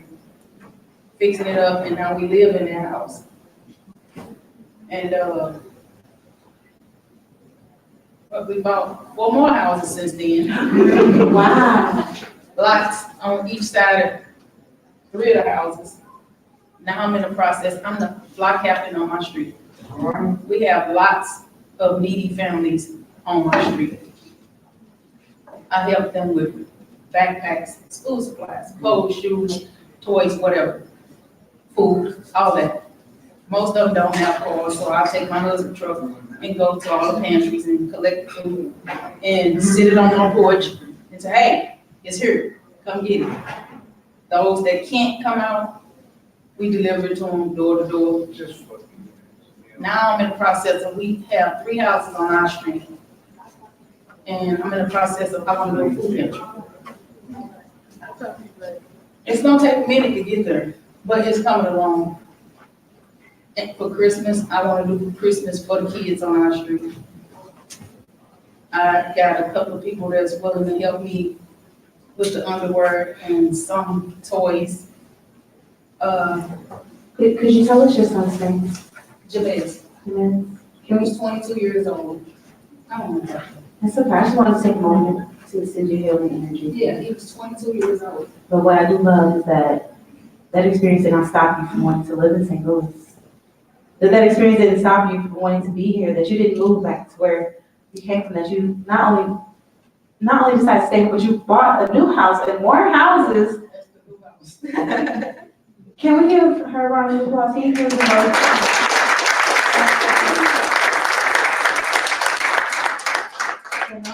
Knowing that you aspire to do so much more, and now you have gotten to a point mentally where you are getting things back on track. Do you believe that the support that you've been getting is what is helping you help others? Oh, yes, yes. And most of all, we gotta grab hold of these kids. We can't let the streets take control of our kids. That's what's happening now. The gun laws are out of control. These kids got their hands on guns. They don't know how to shoot a gun. They just shoot wildly with these guns. These parents need to step up and take control of the kids. We know a lot of these parents are on drugs. So we, as a community, gotta do it. We gotta be the parents for these kids. He do a lot of stuff with these kids. He helped them with bikes. He fixed their bikes. He found bikes in the alley. He bring them home. He fix them. He give them tools. He teach them how to do a lot of stuff. We need more of that. We can't do it by ourselves. We need the community to help us do it. But we can learn, because our street is, we got, 22 kids on our street. And it's a lot of people that aren't able to take care of their kids and do what they need to do for their kids. So they just let them run wildly in the street. But we try to grab them, hey, come on, we got a trampoline, a swing, we got bikes, it's like our yard is the playground. Sometimes I be tired. I went through COVID last year. I was in the hospital for 3 months. I died 4 times on Christmas Day. I was on oxygen all the time. I be tired. I said, why are them kids in this yard? I'm sleepy. I'm tired. I can't get up. Shut up, woman. Well, I want to talk about that for a second, right? Because we're talking about houses, and we're talking about community, and we talk about neighborhoods, and we talk about dwellings, but when it comes to the work that is being done, and all across the board from all the editors, everyone who's been a part of this, they've been pouring energy into this thing, right? And so when you think about the word community, I know I'm focused in on the word unity, but I want to focus a little bit on that calm part, right? Because when you think of words that start with calm, you think of words like communication, right? But you also think about words like commute. And I want to really point out the fact that all of the women who are part of this are not from St. Louis. So you don't have to be from here to be from here, right? And you choose. A lot of us aren't from here, right? And I'm from here, but you choose. And not only do the people who live here have to choose to participate, but the people who are coming here are choosing to participate, right? And so, but speaking of what you're doing, parallels, right? You're building houses And a house is a dwelling that people reside in, right? And when you think about, again, energy, we don't just need to support the children, but you're building houses. We need to be building in that same way with people with houses. And I'm just so amazed at how all of this has come together. But of course, at the efforts that you plan on doing up until this point. So when you said that you had experienced the death of your son and you had to take a pivot and you couldn't focus on the home and the home was taken, when you are going through the renovations in your new property, have you been facing any other challenges with that, or are you still getting the same amount of support that you were getting with the first house that you invested in? I haven't reached out to anybody. I kind of like, since the death of my son, I kind of like pushed back the reason myself. Because I cry a lot. And I'm like, everybody do. But, you know, I'm sure if I reach out, I will get the support, but I haven't. But now, I see, I gotta do it on the side of one of my houses. On our street, we stay on a little street where the cars can barely go down the street without touching your mirror.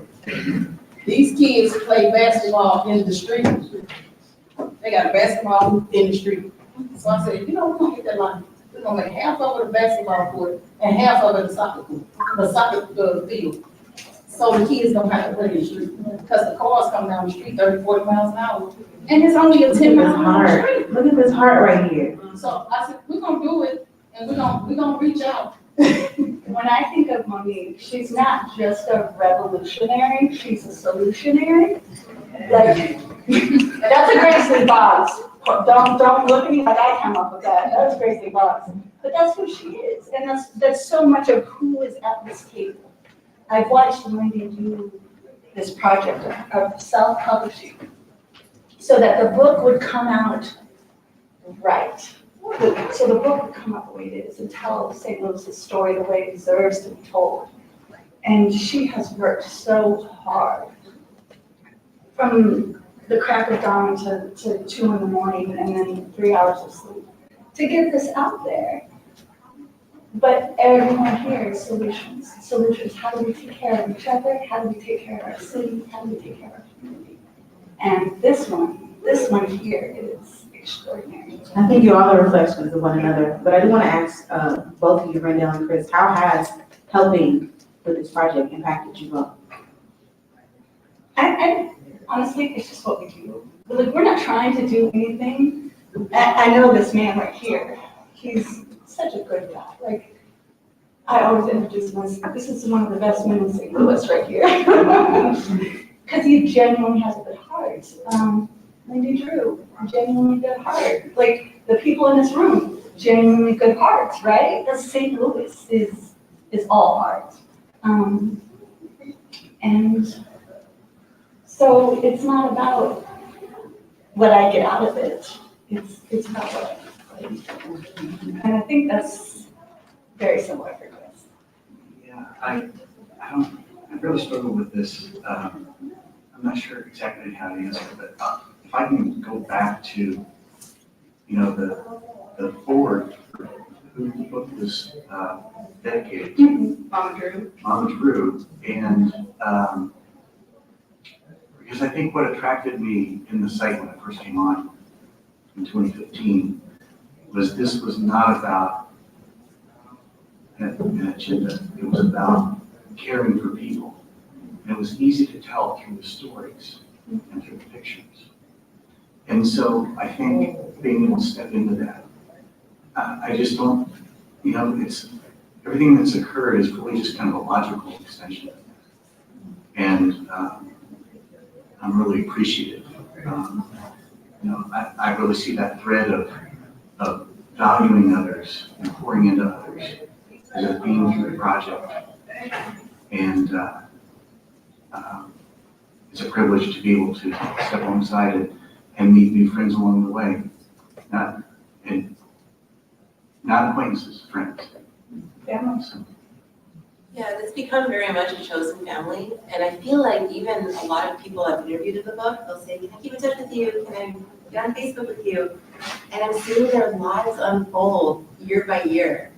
Monique mentioned losing Jamez. I never knew Jamez, but I see these updates every year and I get to know Jamez. And there's other women in the book, other Black women in the book, to be quite honest. They've lost their sons to guns, gun violence, gun atrocities. And I'm watching that unfold and these like anniversaries that happen. You know, what happens after this happens? And how do we talk about these people? And it's parents like this who are keeping these children's memories alive. That's just one sliver, right? The other part of all of this is housing and where we live. My friend and I chose to go to Wabata, the street where they lived at that day. We'll go anywhere, we've shared this, right? No one was outside, we're looking for people. St. Louis is kind of dead sometimes, like where do you find folks? They were on the roof, we're like, let's try it on the street. And they came down and they were brave to have a conversation with us. We were brave to ask them, can we chat with you, right? And now we're in touch. We're learning more of her story. I think it's also a testament to say, like, we shared a lot of the Reese family renovation in the book. We shared a lot online. It's a sliver of their story. Just like all the pages, there's slivers of everyone's story, right? I will say that the two at the end are a little humble. So I'm gonna brag on them for a second, because when we decided to incorporate become a nonprofit after I finished school, and we're like, let's make this a bona fide job, Chris stepped up to be our treasurer of the board. And he served for years. And he had to step away for work, and he didn't even want to step away. But just so much help. Like he said, he'll find a way to get involved, and he'll step up to that. And when the book arrived, Brenda sent me a message and she's like, listen, things are about to get a little heavy. I know you got a lot of lifting to do, a lot of things to coordinate. I'm gonna be your right-hand woman. What do you need? For the past month, she stepped up to that, which feels really good to have someone say, how can I help you, right? And now we're at this point, as you're hearing a little sliver of what women are married and going through, they are doing the work on their block. I don't know if you have someone on your block that's doing the work. Who looks out for your kids, who's looking out for your car at night or when you travel, or making sure that your mail's still on the doorstep when the postal worker delivers it. These are those people. Sometimes we all have neighbors like that. And I just feel like the power of the site and the power of photography and chatting with someone is the ability to say, like, look what else someone's doing in your neighborhood or in your city, right? You can go there, you can get out of your car, you can talk to them. Look who you're gonna meet, right? Phenomenal, extraordinary people, obviously. Obviously. It's hard not to get emotional when you think about what all you all have been through since the book started, all the way up till now.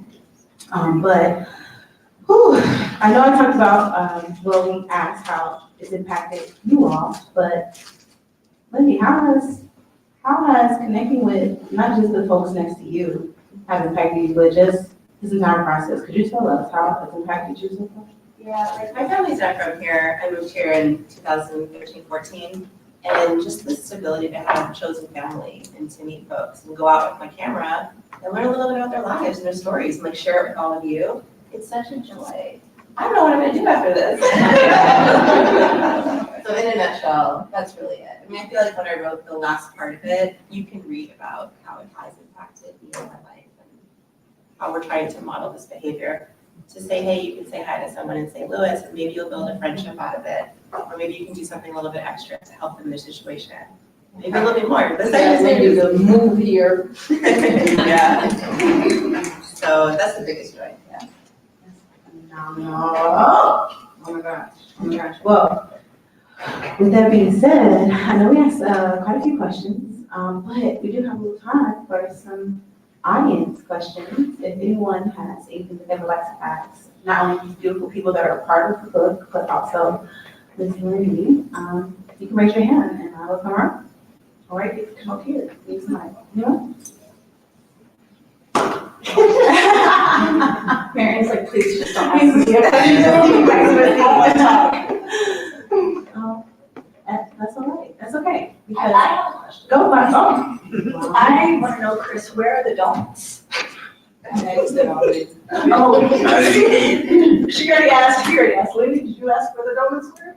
This is an ongoing thing. Inside joke. Work day at the Reese's, and we would, there'd be several people. We had to have donuts, so donuts was always a staple of going to the Reese's, and we try to mix it up this part when we get donuts. But But we all got here early today and we were like, where is Chris? Donuts. We needed them. So that's the only thing missing from my day was donuts. Dang it. Yeah, Monique just asked, can you, change the picture to me on the bus? She used to work as a bus driver for Metro. For Metro, really? Let's talk about that a little bit. How, do you see any of your years of serving on Metro impacting the work that you do with the community now? Oh, yeah. In what way? I drove the bus, we got a lot of homies in St. Louis. Not when I'm on the bus, you're not sleeping on my bus stop. Let's go. You can sit right back in the back of this bus. I used to get my lunch together and I packed extra lunches for them. So when I pulled up to the bus stop, I had families out there waiting on me. They slept at the bus stop at nighttime. So it was like, if I call in from work, I ain't gonna shoot the kids, they gonna be cold all day, because some other bus drivers ain't gonna let them ride. They ain't gonna feed them. I guess I'm going to work. I go to work with my lunches. I had families with kids, mama and daddy, sleeping on Broadway Taylor bus stop all the time. I feed them. Let's go. They ride on the bus with me 8 hours a day. I feed them all day. When I eat, they eat. When I gotta get off the bus, it be just sad, like, so they can go right back to sleeping on this bus stop. I carried a few of them home with me. My kids was mad at me. I was like, Mama, you gotta stop bringing them strangers in. I can't see them. It's cold as hell. That ain't your problem, Mom. You can't just be bringing these randoms in here, But it just made me feel bad when I go home and I gotta drop them back off at the bus stop and it's cold outside. Like today, it's cold outside and you ride past the bus stop, these people sleep at the bus stop. Like that's normal, that's not normal. Stop making it normal, it's not normal. And like listening to Mo, listening to Mo, this is kind of what a hostile interview sounds like. You say hi to someone, you start to meet them, and all of a sudden you're talking about housing and the unhoused and like what it's like to work at Metro, what you do that maybe Metro's not publishing on their page, but that's some beautiful outreach right there. Oh, I got in trouble a whole bunch of times. The pan passengers on the bus got to deal with the people that, your homeless people. Hey, I don't know what to tell you, because I'm gonna do it. So what's gonna buy it? I'm gonna do it. And, they just gave their hands up to me.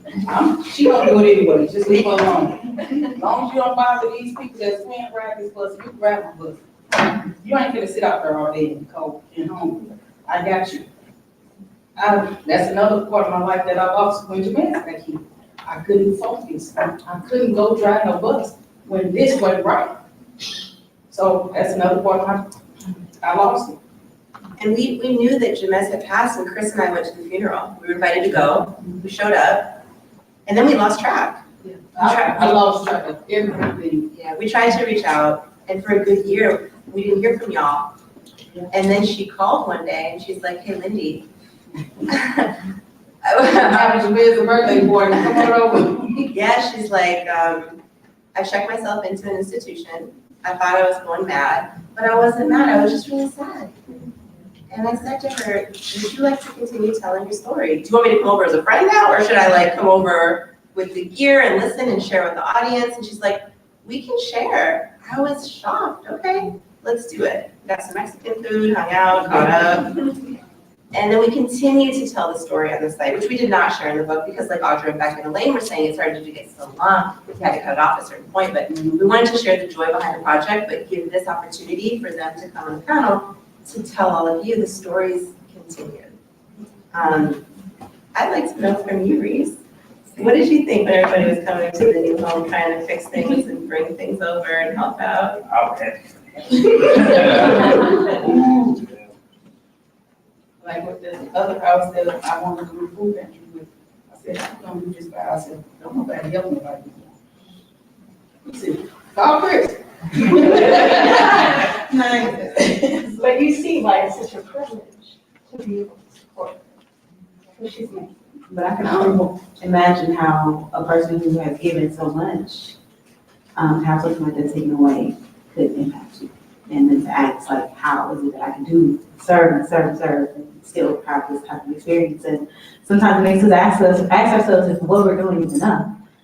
Because we're not impact in the community, we're honestly leaving ourselves exposed to being affected by what isn't dealt with within our communities. And so what we do see is a lot of what I call casualties of war. Because on every level, we're fighting battles, whether it be legislative, whether it be regional, based off districts, and who is doing the work? What are the churches doing? Where is the outreach? So why are people sleeping on first thoughts and stuff? So it's a huge thing. But again, when we talk about building and connections and community, all these things are absolutely connected. And I think that we have a beautiful foundation here to start from. And of course, now that you've expressed everything that you were putting on your plate so that you can get yourself back in motion with continuing your life, I would love to help in any way possible. So I'm just looking forward to continue to connect with my hostel family because we're family now. That's a good question. Was like, how can we help more now? Like, what have you thought of since we asked you here today? How can folks reach out to you? How can we help? But my next thing, the closest thing is Christmas for the kids on our block. We got 22 kids on the block.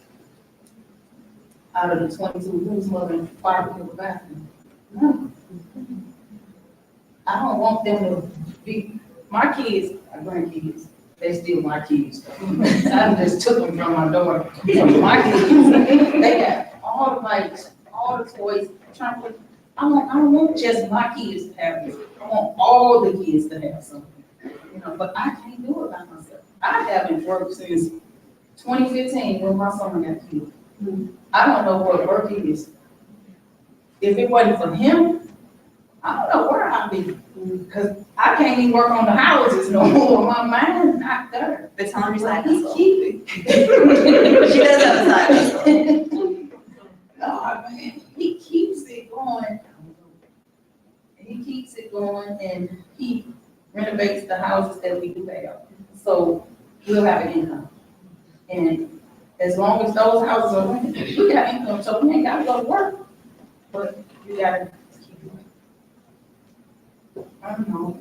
I guess the question was, I just want to make Christmas for these kids from our block. So how can we help you do that? Or how can we reach out to you? Do you have an email or? They could donate toys or you could, Cash out? Cash out. Oh, Okay, we're getting on today. That's right. Okay. PayPal, Cash App, Venmo, I do have all of those. And that's all I know. Maybe they drop off location for you. 4668 Council. I love that. Or you can write St. Louis directly or get in touch with us through our Facebook page and we'll make sure to connect you if that's easiest. Yeah. Absolutely. Yeah. Wow. Can we give them all a round of applause?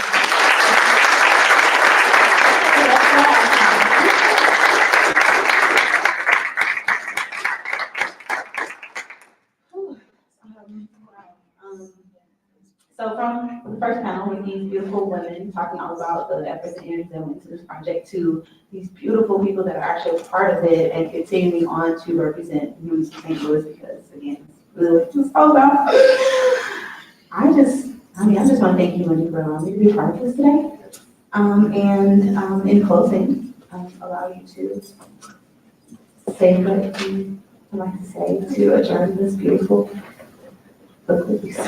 Well, thank you guys for staying for the second part, coming for the second part. Thank you for everyone who's helped to make the site what it is, to have us prosper at this point. And thank you to you guys for being here today to share a little bit, because it's not easy. It's easy one-on-one. It's not easy with microphones and everything. Thanks, Station. Like Desta said, we're just going to focus on the second program now. So if there's books available in the city, you can find them on our website at some of the retail shops. You can finish buying the copies here at Leffell Books. We are going to sign some books in the back. So if you're in the book here today, if you could sign those, that would be wonderful before we leave. We're going to raffle them off eventually later. And we'll be up here for questions later, but we're going to head to Leffell Books next. And they have a beautiful window reveal of hostel window display that they put together. So again, thanks to Chris and Jane and the team for being here today and for supporting our project. Thank you, Elaine.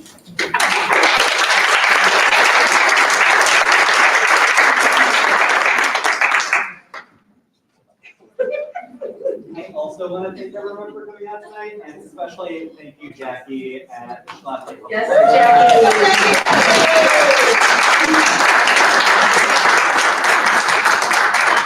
Thank you all for having us here. This was so special, and I'm sure the library is gonna get tons of copies of this as well. I really hope so anyway. So if you can't get a hold of it, hopefully you can, but hopefully if you can't get a hold of it right away, you can get it at the library soon. So, thank you, Gabe. And the cocktail is made at the store. There are, I will have some Sprite for the non-alcoholic variety. But for everyone that would like to join us, we will we'll do the window reveal at like 4:15. So we have about half an hour, mingle, get your book signed, and then go down to the store, which is just 2 blocks away, and we'll do a fabulous toast today.